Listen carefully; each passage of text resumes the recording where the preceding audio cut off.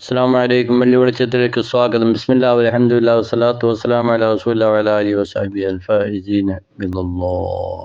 അതെ, ചരിത്രം തിരുത്തിയ ഒരു പ്രയാണം, ഒരു യാത്ര. അതാണ് സാന്ദർഭികം നമുക്കൊന്ന് ആലോചിക്കാനുള്ളത്. പുഴയിലെ വെള്ളം താഴോട്ട് ഒഴുകുകയാണ്. എന്നാൽ ആ നൃത്തമോ ഒഴുകി വരുന്ന ദിശയിലേക്ക് മേൽഭാഗത്തേക്കുള്ള നൃത്തം. അതാരെന്ത്? അതേ, മഹാനായ അബൂ സാലിഹ് റളിയല്ലാഹു അൻഹു ആധ്യാത്മിക ചിന്തയിലാണ് അവിടുത്തെ ഓരോ നിമിഷവും.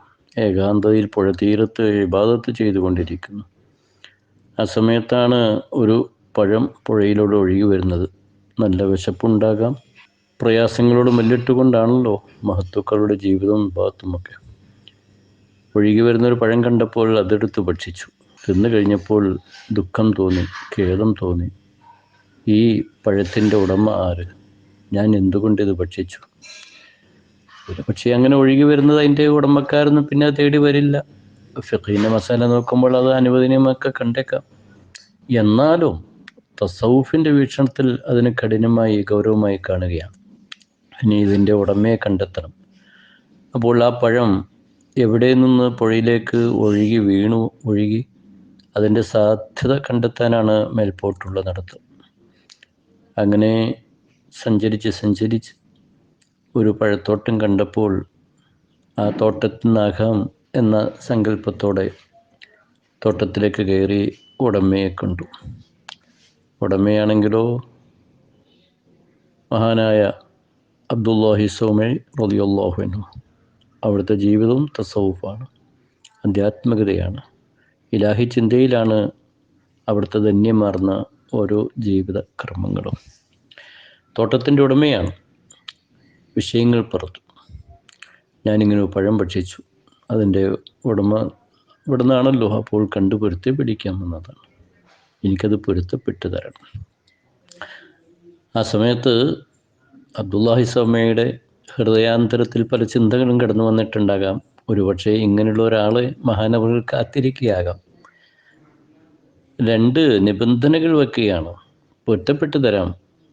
ഒന്ന്, എൻ്റെ ഈ തോട്ടത്തിൽ കുറച്ച് നാൾ ജോലി ചെയ്യണം. മറ്റൊന്ന്, എൻ്റെ മകളെ വിവാഹം കഴിക്കണം. മകളെന്ന് പറഞ്ഞാൽ സാധാരണ പോലത്തെ കണ്ണോ കാലോ കയ്യൊന്നും ഇല്ല. അതേ സമയത്ത് പഴം തിന്നതിൻ്റെ പേരിൽ ഉടമയെ തേടി പൊരുത്തപ്പെടിക്കാൻ ഇത്ര കഷ്ടപ്പെട്ട് സാഹസപ്പെട്ടെത്തിയ ഇലാഹി ചിന്തയുള്ള, ഇലാഹി ഭയമുള്ള അബൂ സാലിഹിനെ സംബന്ധിച്ചിടത്തോളം ഏത് നിബന്ധനയായാലും എന്ത് ഡിമാൻഡായാലും അംഗീകരിക്കാതെ മടങ്ങിപ്പോകുന്ന പ്രശ്നമില്ല എന്ന ചിന്തയിലേക്ക് എത്തുകയാണ്. കാരണം എനിക്ക് പൊരുത്തപ്പെട്ട് കിട്ടണം, എൻ്റെ പരലോകം എനിക്ക് സുന്ദരമാകണം, സന്തോഷകരമാകണം. അങ്ങനെ തോട്ടത്തിൽ ജോലി ചെയ്തു. ആ ജോലിക്കിടയിലും അബൂ സാലിഹിൻ്റെ ഓരോ ജീവിത നടപടിക്രമങ്ങളും തോട്ടത്തിൻ്റെ ഉടമയെ വളരെയേറെ ആകർഷിച്ചിട്ടുണ്ട്. കാരണം എല്ലാ നിലയ്ക്കുമുള്ള സൂക്ഷ്മതയും വ്രതമെടുക്കലും മറ്റ് ഇബാദത്തുകളുമൊക്കെ ഈ ജോലിക്കാരനായ അബൂ സാലിഹ്. അങ്ങനെ വിവാഹവും നടക്കുകയാണ്.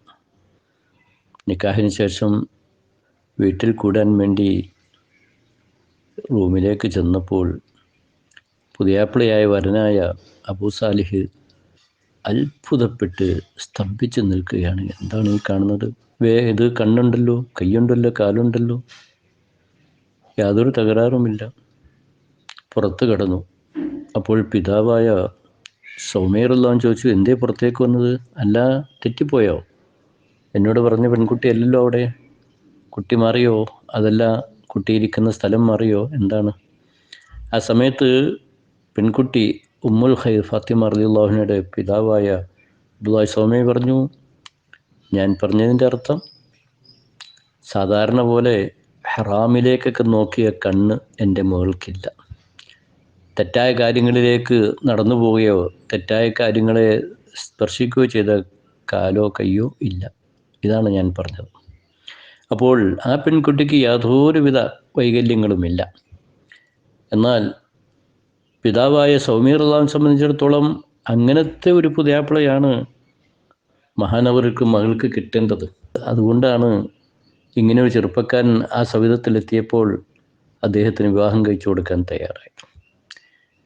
എൻ്റെ പ്രിയപ്പെട്ടവരെ, ശ്രോതാക്കളെ, സഹോദരങ്ങളെ, എത്ര പഠനങ്ങളും ചിന്തകളുമാണ് ഇവിടെ നമ്മെ തേടിയെത്തുന്നത്.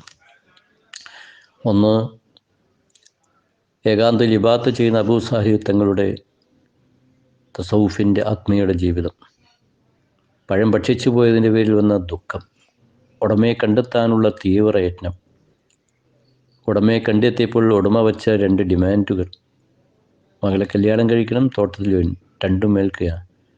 ആദ്യത്തിൽ കേട്ടത് കല്യാണം കഴിക്കാൻ പോകുന്ന പെൺകുട്ടിക്ക് കയ്യോ കാലോ കണ്ണോ ഒന്നും ഇല്ല എന്നാണല്ലോ. പക്ഷേ എങ്കിലും എൻ്റെ പരലോകത്തെ അവസ്ഥകൾ നന്നാകണം, എന്തായാലും വേണ്ടില്ല.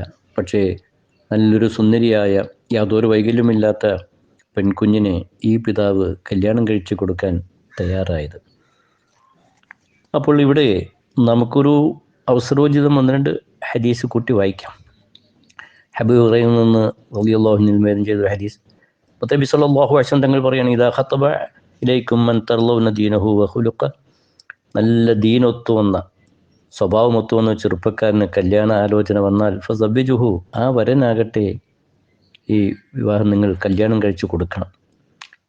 ഇല്ലാ തഫഅലു തകുൻ ഫിത്നത്തുൻ ഫിൽ അർളി, ഇത് ചെയ്യുന്നില്ലെങ്കിൽ പിന്നെ ദുനിയാവിൽ ഫിത്ന ഫസാദൊക്കെയാണ് ഉണ്ടാകാൻ പോകുന്നത്. ഹബീബായ മുത്തനബി സല്ലല്ലാഹു അലൈഹി വസല്ലം തങ്ങൾ പറഞ്ഞൊരു ഇത്, ദീന് നല്ല നടപടിക്രമങ്ങൾ, അതിൻ്റെ ഒരു ആലോചന വന്നാൽ ഇനി അതിൻ്റെ അപ്പുറം എന്ത് വേറെ, അയാൾക്കതുണ്ടോ ഇതുണ്ടോ, ആ ഭൗതിക ചിന്തകളിലേക്കൊന്നും പോകേണ്ടതില്ല എന്ന ഒരു അധ്യാപനമാണ് മുത്തനബി സല്ലല്ലാഹു അലൈഹി വസല്ലം തങ്ങൾ ലോകത്തിന് പകർന്നു നൽകുന്നത്. സൗബാൻ റളിയല്ലാഹു അൻഹു ധരിക്കുന്ന ഒരു ഹദീസ് കൂടി നമുക്ക് ഓർക്കാം. മുത്തനബി സല്ലല്ലാഹു അലൈഹി വസല്ലം തങ്ങൾ പറയാണ്, ഇന്ന ഹൗദി മാ ബൈന അദ് ഇലാ ഉമാൻ, ഉമാൻ മുതൽ അദൻ വരെ പരന്നു കിടക്കുന്ന അത്രയും വിശാലമാണ് എൻ്റെ ഹൗദുൽ കൗസർ. അക്വാബുഹു അദുൻ നുജൂം, നക്ഷത്ര എണ്ണങ്ങളാണ് അതിലെ കോപ്പകൾ. മാഉ അശദ്ദു ബയാദുൻ മിന സൽജി വഹില മിന അസിദ്, അതിലെ വെള്ളമാണെങ്കിലോ മഞ്ഞുകട്ടയേക്കാൾ നല്ല വെളുപ്പുള്ളതും തേനിനേക്കാൾ മധുരമുള്ളതും. എന്നിട്ട് മുത്തനബി സല്ലല്ലാഹു അലൈഹി വസല്ലം തങ്ങൾ പറഞ്ഞു, വഅക്സറുന്നാസി വറദു അലൈഹി ഫുഖറാഉൽ മുഹാജിരീൻ, അതിലെ തേടിയെത്തുന്നവർ ജനങ്ങളിലെ ദരിദ്ര വിഭാഗമായിരിക്കും. ഖുൽനാ യാ റസൂലുള്ളാഹി സിഫഹും ലനാ, അനുജന്മാർ ചോദിച്ചു, ആ വിഭാഗത്തുനിന്ന് പരിചയപ്പെടുത്തു നബിയെ. ഖാല നബി സല്ലല്ലാഹു അലൈഹി വസല്ലം തങ്ങൾ പറഞ്ഞു, ശഅ്സു റൂസ് ദനശു സിയാബ് അല്ലദീന ലാ യൻകിഹുൽ മുത്തനഇമാത്, അവർ വസ്ത്രമൊക്കെ പിഞ്ഞി ചീന്തിയവരോ മുടി ചടപിടിച്ചിരിക്കുന്ന ആളുകളൊക്കെ ആ രൂപത്തിലുള്ളവരാകാം. പിന്നെ മുത്തനബിയുടെ ഒരു വാക്കാണ് അതിൻ്റെ അവസാനം പറഞ്ഞ് ശ്രദ്ധിക്കേണ്ടത്, എങ്കിലും മുത്തനഇമാത്, ആഡംബരപ്രിയരായ അണിഞ്ഞൊരുങ്ങുന്ന ഈ സ്ത്രീകളെയൊന്നും അവർ വിവാഹം കഴിക്കാൻ താല്പര്യമില്ല. അപ്പോൾ ഒരു വിവാഹം എന്നത് അബൂ സാലിഹിലേക്ക് ചേർത്ത് നോക്കുമ്പോൾ ഈ ഹദീസ് ഇവിടെ നാം കൂട്ടി വായിച്ചുവെങ്കിൽ അങ്ങനത്തെ അടിസ്ഥാന ഇസ്ലാമിക ബോധമുള്ള പെൺകുട്ടിയെ കണ്ടുപിടിക്കണം, ദീനീ ബോധമുള്ള ചെറുപ്പക്കാരനെയും കണ്ടുപിടിക്കണം. അതാ ആ തിരിഞ്ഞുള്ള നടത്തം, പുഴയുടെ സമീപത്തുള്ള നടത്തം, അങ്ങനത്തെ ഒരു വിവാഹത്തിലേക്കാണ്. ആ വിവാഹം പിന്നീട് ചരിത്രം സൃഷ്ടിക്കുകയാണ്. അതിൽ പിറന്നൊരു കുഞ്ഞാണ് ആഗോള സകലം ഇപ്പോൾ ജനകോടികൾ അനുസ്മരിച്ച ഷെയ്ഖ് മുഹീദ്ദീൻ അബ്ദുൽ ഖാദിർ ജീലാനി ഖദ്ദസല്ലാഹു സിർറുൽ അസീസ്. ലോകത്തിൻ്റെ ഖുത്ബായി മാറിയ, ഔലിയാക്കളുടെ നേതാവായി മാറിയ, അനേകായിരങ്ങളെ ഇസ്ലാമിക മാർഗങ്ങളിലേക്ക്, തത്വങ്ങളിലേക്ക്, ആജ്ഞകളിലേക്ക്, ഇലാഹി ഭയത്തിലേക്ക്, ഇലാഹി ചിന്തകളിലേക്ക് പരിവർത്തനപ്പെടുത്തിയെടുത്തിയ മുഹീദ്ദീൻ, ദീനിൻ്റെ സമുദ്ധാരകൻ എന്ന അവന നാമം സിദ്ധിച്ച, ബഹുമാന നാമം കിട്ടിയ ഷെയ്ഖ് മുഹീദ്ദീൻ അബ്ദുൽ ഖാദിർ ജീലാനി ഖദ്ദസല്ലാഹു പിറന്നു വീണത് ഈ അബൂ സാലിഹ് ഉമ്മുൽ ഖൈർ ഫാത്തിമ ഈ എന്ന ദമ്പതികളിലാണ് എന്ന് ഓർക്കുമ്പോൾ ജീവിതത്തിൻ്റെ മുഖമുദ്ര തഖ്വയാണ്, തസൗഫ്. ഇതൊക്കെ നാം ചെറുതായി കാണേണ്ടതല്ല. അതിന് പ്രാമുഖ്യം കൊടുക്കുന്നവരാണ് അല്ലാഹുവിൻ്റെ ഔലിയാക്കന്മാരും ആത്മീയ നായകന്മാരും എന്നത് വളരെ അടിസ്ഥാനപരമായി ഉറപ്പിച്ച് വിശ്വസിക്കണം. തഖ്വ നമ്മുടെ മുഖമുദ്രയാകണം.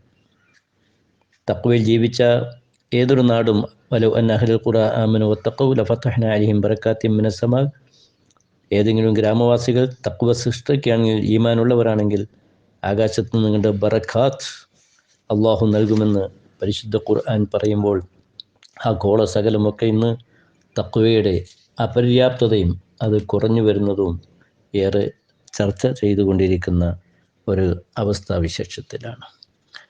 അതേപോലെ തസവ്വുഫ്, തഖ്വ നമുക്കിവിടെ കൂട്ടി വായിക്കാം. ഇപ്പോൾ തഖ്വയെക്കുറിച്ച് പറയുമ്പോൾ വ്യാഖ്യാനങ്ങളിലൊക്കെ കാണാം, അതിന് പല ഘടകങ്ങളുണ്ട്. അതായത് തവഖീമിൽ അദാബിൽ മുഹല്ലദി ബിത്തബരീമിൻ ഷിർക്ക്, ഷിർക്കിൽ നിന്ന് ഒഴിഞ്ഞു നിന്ന് ശാശ്വതമായ വിജയത്തിലേക്ക് എത്തുന്ന ഒരു തഖ്വ. രണ്ടാമത്തെ ഘടകം തജന്നുബു കുല്ലി മാ യുസിം മിൻ ഫൈൻ ഔ തർക്കിൻ ഹത്ത സഗായിരിൻ തഖൂമിൻ, തെറ്റുകുറ്റങ്ങളിൽ നിന്ന് കുറ്റകരമായ അവസ്ഥയെ വിടുക, ജനങ്ങൾ ചെറുതായി കാണുന്ന അവസ്ഥ പോലും. അതേപോലെ തന്നെ തഖ്വയുടെ മൂന്നാമത്തെ ഘട്ടമായി തനസ്സഹ അമ്മാ യശ്ഗലു സിർറഹു അനിൽ ഹഖ്, സർവശക്തനായ അള്ളാഹുവിൻ്റെ കൂട്ടുള്ള ചിന്തകളെ ഇല്ലാതെയാക്കുന്ന മറ്റു ജോലികൾ, മറ്റു കാര്യങ്ങളിൽ നിന്നെല്ലാം വെടിഞ്ഞു നിൽക്കുന്നവർ.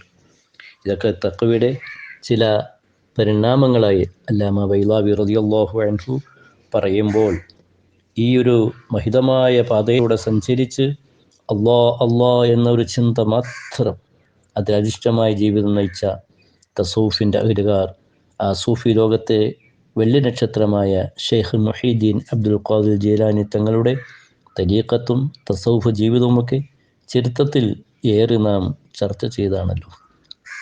ഈ തസൗഫ് ജീവിതത്തിൻ്റെ ഏറ്റവും അടിസ്ഥാനമായ ഘടകങ്ങൾ ഇബ്നു ഖൽദൂൻ മുഖദ്ദിമയിൽ വളരെ വിശദീകരിക്കുന്നുണ്ട്. വാസ്ലുഹ അൽവഖൂഫ് അൽ ഇബാദ, ഇബാദത്തിന് വേണ്ടി നീക്കിവെക്കിയതിൻ്റെ അടിസ്ഥാനം. വൽ ഇൻഖിതാഉ ഇലല്ലാഹ്, അള്ളാഹുവിലേക്ക് അവൻ സമർപ്പണം നടത്തുക. വൽ ഇറാദു അൻ സുഹ്റുഫി ദുനിയ വസിനതിഹ, ദുന്യവിയായ ആഡംബരങ്ങളെല്ലാം അവൻ വേണ്ട എന്ന് വയ്ക്കുക, അത് മനസ്സിനെ മാറ്റുക. വസ്സുഹുദു ഫീമാ യഖ്ബിലു അലൈഹിൽ ജുംഹൂർ മിൻ ലദ്ദത്തിൻ വമാലിൻ വജാഹിൻ, ധാരാളം ആളുകൾ ഈ ഭൗതിക ആഡംബരങ്ങളിൽ അതിരസിക്കുന്നവരുണ്ട്, എന്നാൽ അതെല്ലാം വേണ്ട എന്ന് വെക്കുന്ന ഒരവസ്ഥ. വൽ ഇൻഫിറാദു അനിൽ ഖൽഖി ഫിൽ ഖൽവത്ത് ലിൽ ഇബാദ, ജനങ്ങളിൽ നിന്നകന്ന് ഇബാദത്തിനായി ഏകാന്തതയിൽ കഴിയുന്ന ഒരു രംഗം.